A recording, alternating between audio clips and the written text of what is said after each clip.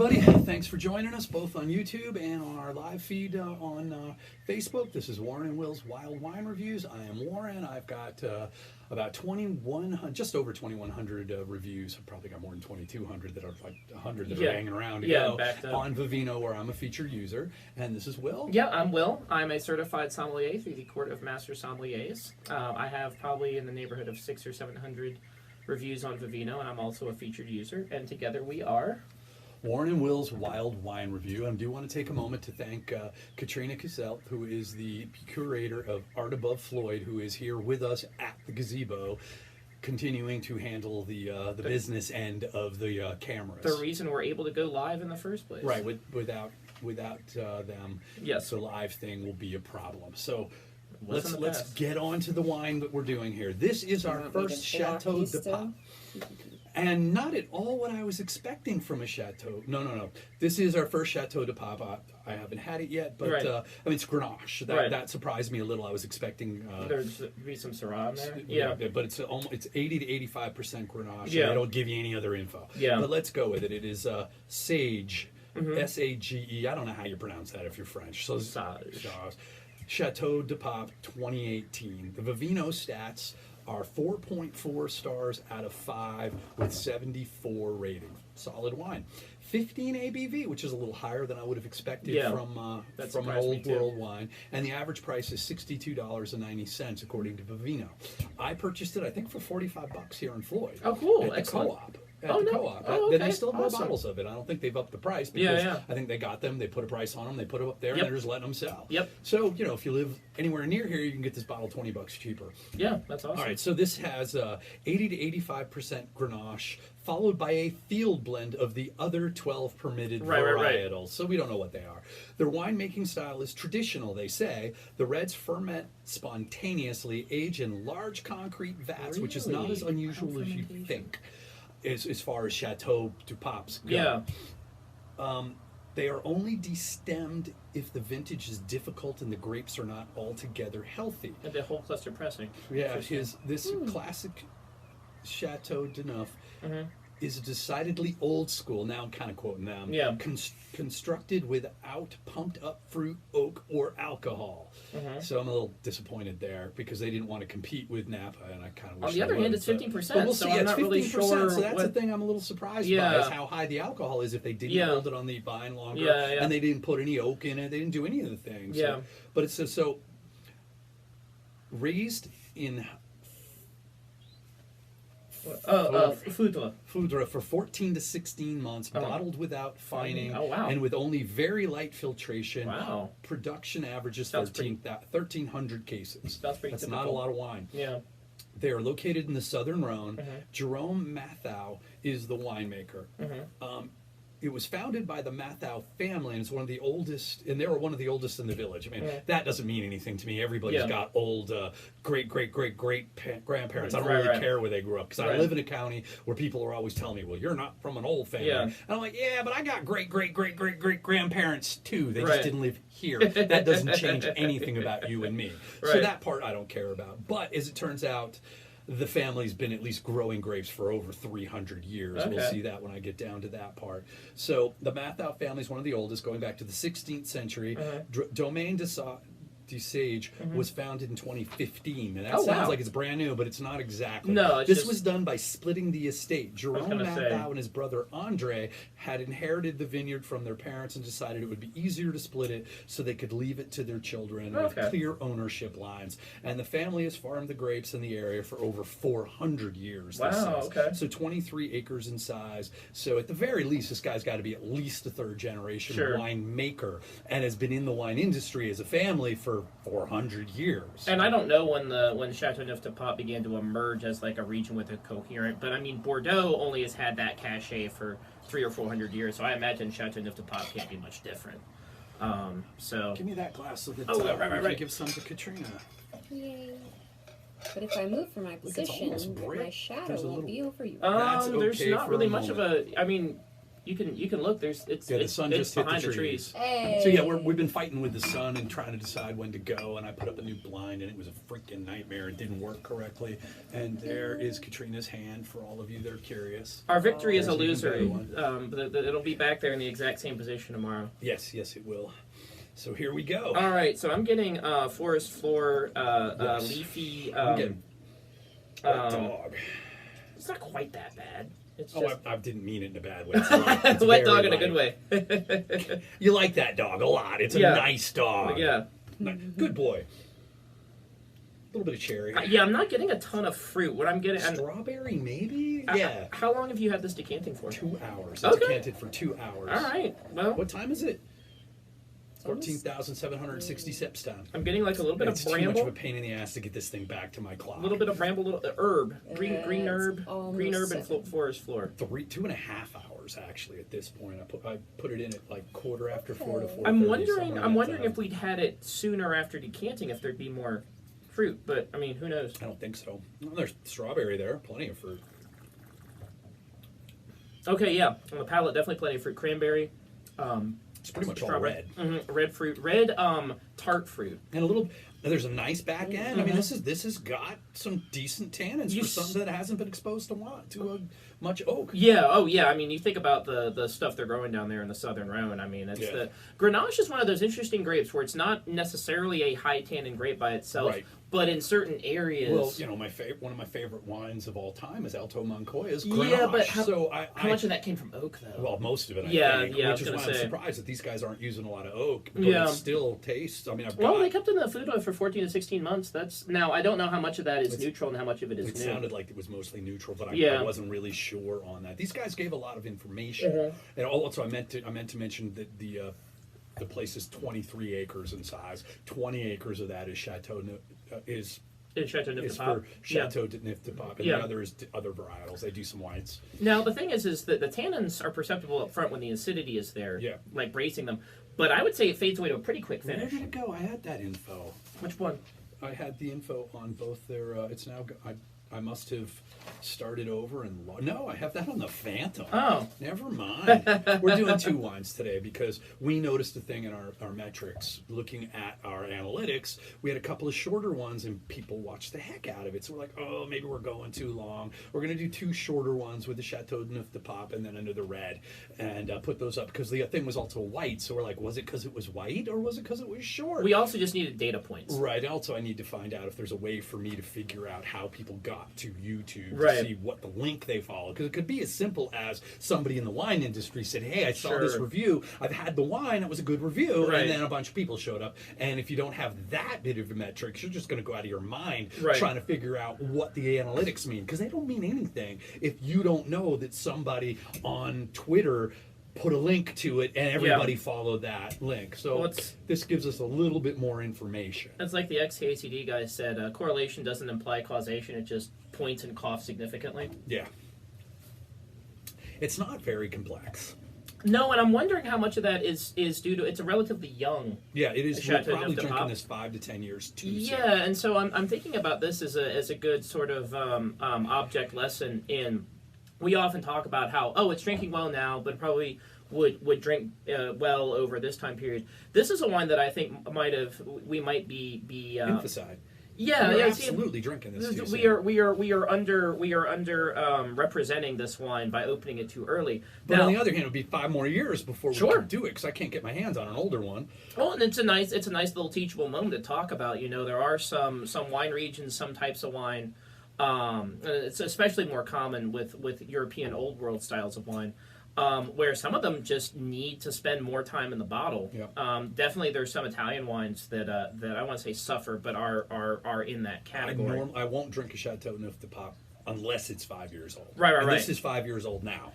I prefer Yeah. it to be 10 to 20 years old. It makes me wish they had the Reserva system in Yeah. Chateauneuf de Pape because then we would at least be guaranteed, a certain amount of time in the bottle before we got it. Right. But then again, if this would be a Reserva because it's 2018, so it'd be five. This would be a Grand I bought Reserva. it 2 years ago. I've been sitting on it. Right. So, But what I'm saying is, it's 5 years old. It would be within that. Right. It's that one of the system. reasons that I got it so much less expensive than it's going for now because there's only 1,300 cases, which means that there's only like 15,000 bottles. And they got it at a time when wine was cheaper, and they haven't marked it up.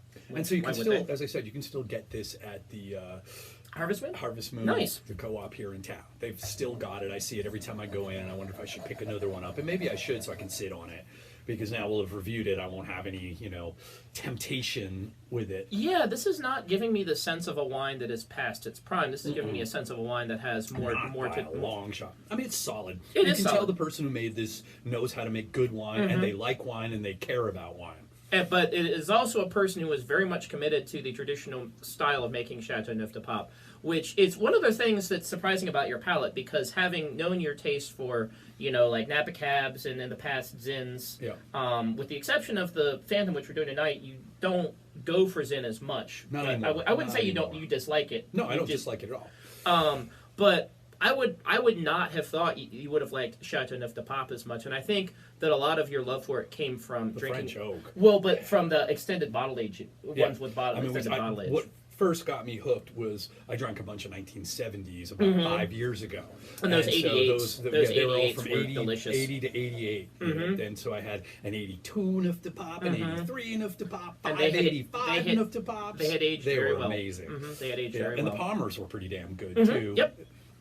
Yeah, now those was the Chateau Margaux from 1972. I was going to say those were a little bit older than the Chateauneuf de Papes, which was even more impressive. Yep. And now I'm kind of like cherry cough drops. I mean, there's some more red fruit emerging in the nose. And I'll tell you what, you would never guess this is 15%. It is not even a little hot. You would have no idea it's that strong. Because when I saw 15%, and they said, well, we're not trying to compete with the big Napa Cabs, and I'm like, well, how'd you get 15%? Well, I'm going to tell you, I don't know how he got 15%, but he's right. It's still old world, despite being the higher alcohol. He did not compromise and kind of try to slide some new world thing in and pretend it wasn't there. That clearly didn't happen. No, and that's the thing that makes alcohol content and fruit character and everything so interesting, is that we've had wines that had less alcohol than this that seemed they finished hot. They finished hot, and they definitely you could taste every single percentage point of alcohol. Yeah. With this is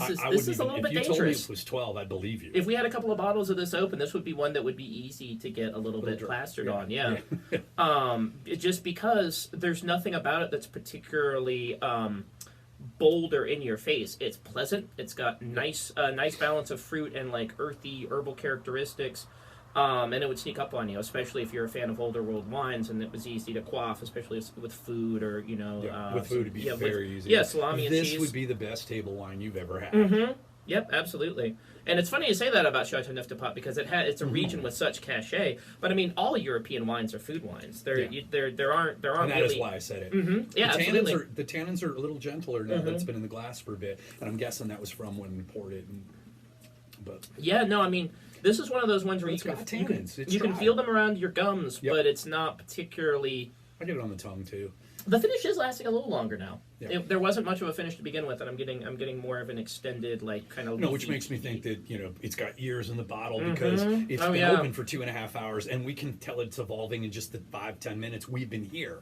I don't want to go on an extended rant about tannins, but it is worth noting that one of the things that happens chemically in the bottle with older red wines, and it's one of the reasons that you and I love them so much, is you have these short chain tannins that are perceived as being more astringent, but they don't last as long. But over time, they bind together and form long chain tannins, and those are ones associated with the really long, like 30-second finish, where like 30 seconds after you've swallowed, you can still feel it. I love that. Yeah, and it's one of those things where not every red wine is going to do it, but the really good ones, they're the ones that turn really great over time, do undergo that process in the bottle. And it's a function basically just of age and exposure. Yeah. This is a nice wine. Very pleasant. I would prefer more complex, but it's pleasant. That's where the investment comes in. Sometimes sometimes we have these wines, and at a youthful age, they're showing a great deal of complexity. And you assume, cool. I know that the complexity will get even more so. Other times it's like I can tell that there's the foundation of complexity being laid here. There is definitely a foundation. Mm-hmm. There's enough tannins in here that it will age. It's changed enough just since you poured it out of the decanter. I should have taken a shot of it when I put it into the decanter. Right. To see what it tasted like, but I didn't. I should have taken an ounce and just drank it. But that was 2.5 hours ago, and I was really crunched for time. Remember when we used to not even decant wines at all years ago? ago? We didn't at all. And we would be drinking the last glass and be like, oh man. It's so good now. Yeah. Anyone tells you the decanting is tosh, yeah, they're idiots. Well, we've done it on camera. We've opened bottles on camera, and by the last glass, we're going, "Oh, I wish we decanted this. Like this is a great lesson for why we went an extra half should. hour on one wine because it kept changing, and we wanted to try to get the whole evolution. And the thing was, I couldn't have recommended that on the first glass straight out of the bottle. But an hour later, that was a 4 or 5 star recommendation. Right. Well, and then that's one of the reasons that doing these reviews in real time is so cool, because sometimes our recommendation will change, like from the beginning to the end. Yeah, like with the House of the Dragon was a great sort of control to that experiment. Terrible. Well, but what I mean is it didn't change at all. It didn't it didn't change it at didn't all. undergo any evolution. There was those were interventionist winemakers. They wanted to be able to pump out 200,000 bottles that tasted exactly the same, and they accomplished that. Unfortunately, none of them tasted very good. But they all taste the same. They wanted to make wine the way the Union Army made shoes. Or the way Coke and Pepsi make soda. You make vats and vats of high fructose corn syrup, Yeah, that was just not very good. And George R. R. Martin is somebody that I've known him for years, and I like the guy. We wanted to. The label is cool, though. I don't know that he had a hand in making I don't think he had. I don't even know if he drinks wine. I don't remember him ever. I just don't remember. I've been at parties and stuff that he was at, but I didn't know he was going to be a wine drinker, so I wasn't paying attention. He certainly mentions it enough in his books. Also, it's a medieval setting, so it makes sense. That's true. I was kind of surprised when I found out that typically all of the rich people during the 1600s and back, 1700s even, drank wine exclusively because they could die otherwise. Yep. So history makes so much more sense when you understand that from the 1700s back, everybody was wasted all the time. And coffee and tea really changed things because it was a form of water. You boil the water, you drink coffee, you drink tea, you don't die, it's nice. So you don't have to wake up, roll out of bed and start drinking wine. You can drink the caffeine stuff, which made a difference. The Enlightenment, there were a lot of things going on. I don't want to tie it just to coffee, but I really do seriously believe that coffee played a role in the Enlightenment. Because, anybody who has ever been to a coffee shop on a college campus and listened to how people talk when they're hyped up on caffeine versus when they first wake up in the morning, there's a different intellectual caliber going on there. I'm forever saying to people, like, I got to go to the gym, but I need coffee or I'm not moving. Yep. It is a wonderful antidepressant. It's a wonderful motivator. It makes you feel like... It doesn't make you feel capable of superhuman feats, but all of a sudden, everyday existence isn't just doable, it's exciting. It's one of the reasons I like coffee. And in the wintertime especially. Yeah, we got the wet dog forest floor, but that's not unusual for a French wine. And it's not in the palate also, at all. They said spontaneous fermentation, which means there's some definite funk in here. Yeah. I don't think it's necessarily Brett, although I don't really have a good nose for Brett. Here at all, no. But there are plenty of non-Saccharomyces yeast that cause funk, and if they're doing spontaneous fermentation, it's hard to avoid it. It's impossible to avoid it. That's where the funkiness comes from. And that's part of your old world. Right? You're going to get forest floor. Sure, yeah. It's one of the reasons that if you look at the aroma and flavor of Napa Cabs and basically any California wine where they're not doing something funky, and compared to Old World, it's very rare to run across a California wine that's funky unless the winemaker was going for something funky. Well, but you get that with Pinot Noirs all the damn time. Well, that's different though. That's well, I was just going to say that's a varietal characteristic. You're right. It's not the winemaker. In this case, the funk is pretty much entirely derived from the bacterial flora and fauna. Which is interesting because that's like bread is one of those things that is polarizing, because in small quantities some people can like it in a wine, and in large quantities it can be really unpleasant. I think it's all right in a white wine. I don't like it in reds. Yeah, but in a white it does something interesting. I had it in some Rieslings. I was just like, ooh, that was kind of cool. I had a natural fermented orange wine that was unfiltered, so it actually had pieces of grape skin floating in it. And I mean, it's definitely one of those wines that I wouldn't have recommended to anyone other than like the most experimental out there wine drinkers. It was a really neat wine.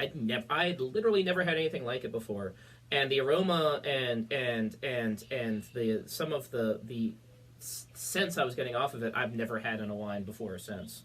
So yeah, natural ferments can be really cool, but you are kind of you're. So if you're John Malkovich, then you can do all that. Yeah. I want to know: does his winemaker say, you know, I'm being John Malkovich's winemaker? I hope so. Just if you find any small doors, I love in the that winery. you know this movie. Yeah, yeah, of course. But at any rate, yeah, his notes. I read his notes for his new wine. I'm just like, that's a stupid idea. You were going to find out why for 1,000 years nobody has done. What was he that. mixing? Pinot Noir and something else? And Cab. And Cab, yeah. I was like, no, dude, don't do that. I mean, I guarantee you people have done it down through the ages, and nobody took it to market for a reason.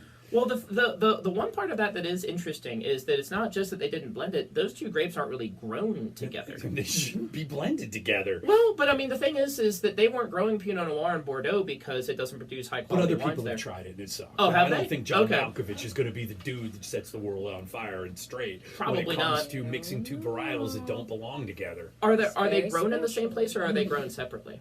I have no idea. Because that would be interesting if you were growing Pinot Noir in a Russian River Valley-esque setting and Cab in a Napa-esque setting and blending the two from where they did well. I mean, it would at the very least be worthy of experimental study to see. I'm not saying that you should. There's no chance it's never been done before, and people don't bring it to market because it sucks.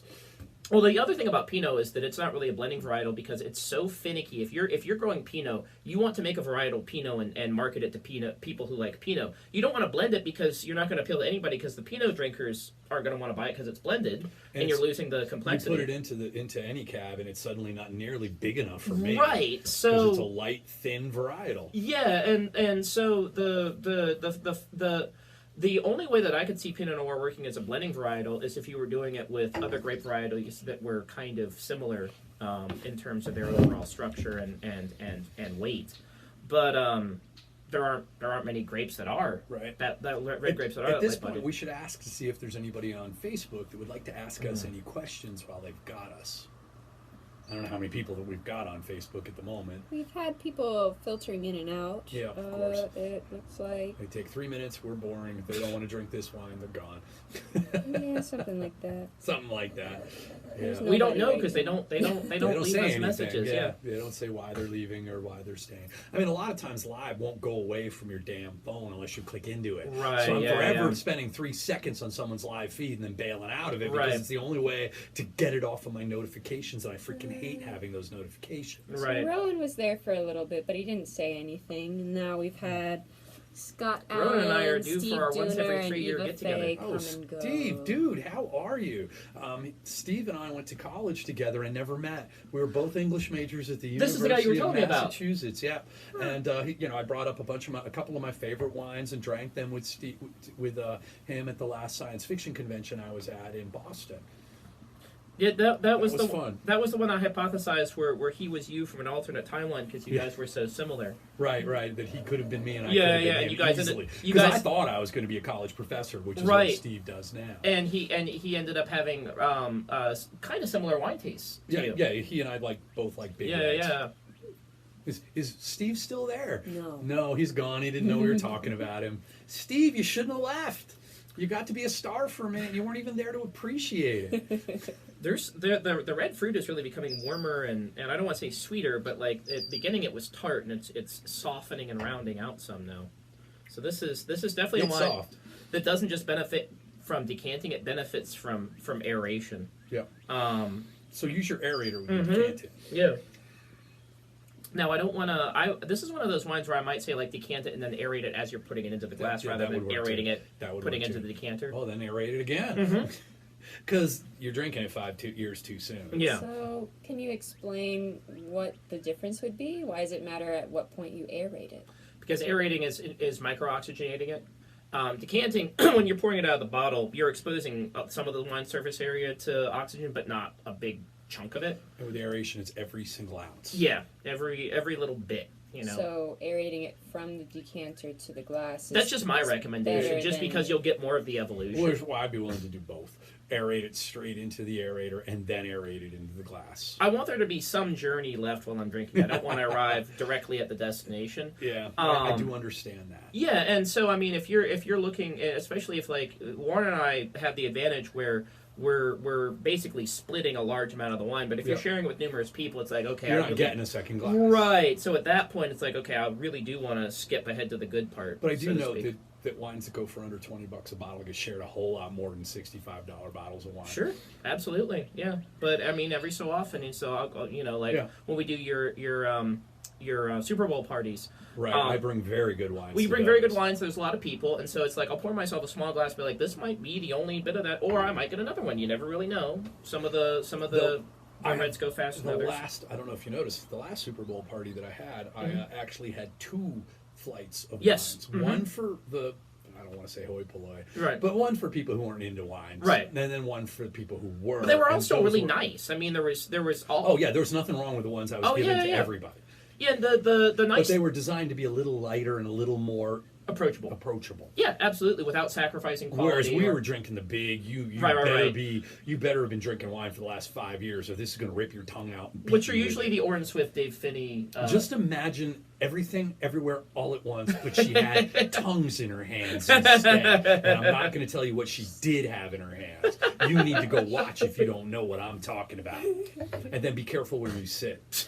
Oh, God. Everybody who's watching the movie's cracking up right now, and everybody else is going, that wasn't funny. Yes, it was.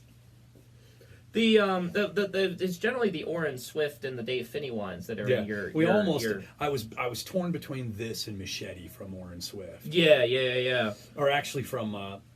Have we done an Orin or a Dave Finney wine yet? Yeah. What did we do? I don't remember, but I'm pretty sure we did one. I think you're right. Yeah, we did Mercury Head. And that's right, we did do Mercury Head. That's an Orin Swift wine, but Dave Finney sold the Orin Swift wines right. to, I don't know who he sold it to, but he sold it to somebody, and they were doing it, and they were like tanking. Right. And so they called Orin Swift up and hired him to make their wines for him from the vineyards he used to own. Right. And so he said, sure, and now their wines rock again. Yeah. So, I mean, The Prisoner's not as good as it was back in the day, but it's good again. But it's its own wine company. It's now separate from Orin Swift. Right, but Orin Swift is the maker. Dave Finney. Dave Finney is the maker for Orin Swift. He's making The Prisoner again, too. Yes. Oh, wow, yes. Okay. What were you trying to tell me? Every time you hit something, it is shaking the camera. Oh, I need to stop doing that. Yes. Everything is connected. I'm not good at doing interpretive. Yeah, because actually, you're probably awesome at it. I'm terrible at figuring it out. Yeah. So I'm like, okay, Katrina wants to tell me something, but I haven't got a clue. All right, I think we're there.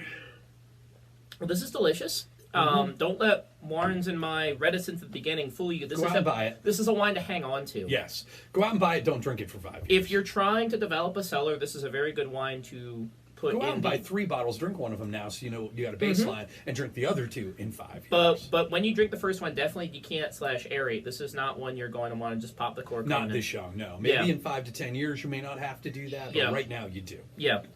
So consider this us being the canaries in the coal mine of this particular wine. So thank you very much for joining us for our abbreviated version here. This one was 28 minutes. Yeah, good you for us. all have a great day, and we'll see you next time. Sláinte. Cheers.